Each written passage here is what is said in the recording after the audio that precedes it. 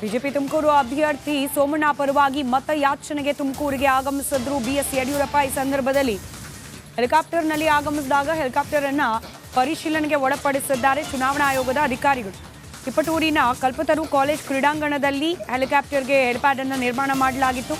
BSY ಇಳಿತಾ ಇದ್ದ ಹಾಗೆ complete ಆಗಿ ಆ ಚಾಪರ್ನ ಪರಿಶೀಲನೆ ನಡೆಸಿದ್ದಾರೆ. ಹೆಲಿಕಾಪ್ಟರ್ನ ಇಂಚಿಂಚು ಪರಿಶೀಲನೆಯನ್ನ ನಡೆಸಿದ್ದಾರೆ ಚುನಾವಣಾ ಆಯೋಗದ ಅಧಿಕಾರಿಗಳು. ದೃಶ್ಯದಲ್ಲಿ ಗಮನಿಸ್ತಾ ಇದ್ದೀರಿ, ಚುನಾವಣಾ ಆಯೋಗದ ಅಧಿಕಾರಿಗಳು ಬಿಎಸ್ವೈ ಬಂದಿಳಿದ ಹೆಲಿಕಾಪ್ಟರ್ ಅನ್ನ ತಪಾಸಣೆ ಮಾಡ್ತಿದ್ದ ಸಂದರ್ಭದ ದೃಶ್ಯಗಳು ಇದು. ವಿ ಸೋಮಣ್ಣ ಅವರ ಪರವಾಗಿ ಮತಯಾಚನೆ ಮಾಡಲಿಕ್ಕೆ ತುಮಕೂರಿಗೆ ಆಗಮಿಸಿದ್ದಾರೆ ಬಿಎಸ್ ಯಡಿಯೂರಪ್ಪ. ತಿಪಟೂರಿನ ಕಾಲೇಜು ಆವರಣ ಕಲ್ಪತರು ಕಾಲೇಜು ಕ್ರೀಡಾಂಗಣದಲ್ಲಿ ಪರಿಶೀಲನೆಯನ್ನ ನಡೆಸಲಾಗ್ತಾ ಇದೆ.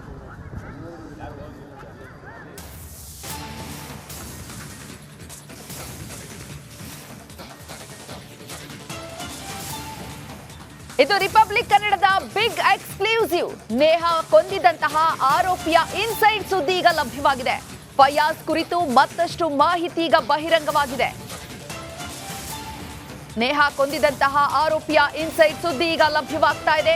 ಇದು ರಿಪಬ್ಲಿಕ್ ಕನ್ನಡದ ಬಿಗ್ ಎಕ್ಸ್ಕ್ಲೂಸಿವ್. ನೇಹ ಕೊಲ್ಲೋದಕ್ಕೆ ಫಯಾಜ್ ಮೊದಲೇ ಪ್ಲಾನ್ ಮಾಡಿಕೊಂಡಿದ್ದ ಅನ್ನುವಂತಹ ಮಾಹಿತಿ ಈಗ ಹೊರಬಿದ್ದಿದೆ. ನೇಹ ಹತ್ಯೆಗೂ ಮುನ್ನ 5 ದಿನಗಳ ಮೊದಲೇ ಚಾಕುವನ್ನ ಖರೀದಿ ಮಾಡಿದ್ದಾನೆ. ಏನು ಫಯಾಜ್ ನೇಹವನ್ನ ಚಾಕುವಿಂದ ಚುಚ್ಚಿ ಕೊಲೆ ಮಾಡಿದ್ದ, ಈ ಚಾಕುವನ್ನ 5 ದಿನದ ಮುನ್ನವೇ ಖರೀದಿ ಮಾಡಿದ್ದ ಅನ್ನುವಂತಹ ಮಾಹಿತಿ ಲಭ್ಯವಾಗಿದೆ. ಧಾರವಾಡದಲ್ಲೇ ಚಾಕು ಖರೀದಿ ಮಾಡಿದ್ದಾನೆ ಫಯಾಜ್. ಪೊಲೀಸರ ಮುಂದೆ ಈ ಒಂದು ಸತ್ಯವನ್ನ ಒಪ್ಪಿಕೊಂಡಿದ್ದಾನೆ.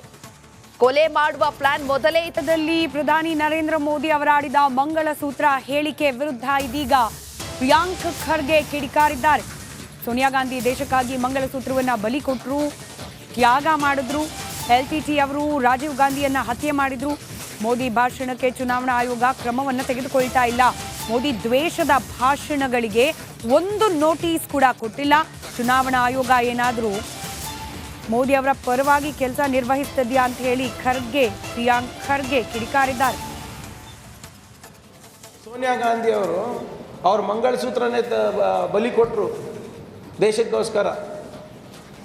LTTನಲ್ಲಿ ರಾಜೀವ್ ಗಾಂಧಿ ಅವರ ಏನು ಹುತಾತ್ಮರಾದರು ಅದ್ರ ಲೆಕ್ಕ ಇಲ್ವಾ? ಮೋದಿಯವರು ಕೂಡ ಕರಿಮಣಿ ಮಾಲೀಕರಾಗಿದ್ರಲ್ಲ. ಇವ್ರಿಗೆ ಗೊತ್ತಾ ಒಂದು ಮಂಗಳಸೂತ್ರದ ಬೆಲೆ?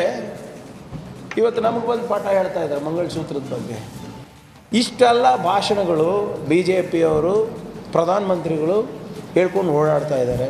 ಎಲೆಕ್ಷನ್ ಕಮಿಷನ್ ಆಫ್ ಇಂಡಿಯಾ ಮಲ್ಕೊಂಡಿದ್ಯಾ ಏನು ಸತ್ತಿದ್ಯಾ? ಅದನ್ನು ಒಂದು ಸ್ಪಷ್ಟವಾಗಿ ಮಲ್ಕೊಂಡಿದ್ರೆ ನಾಳೆ ಅಥವಾ ಇವತ್ತಲ್ಲ ನಾಳೆ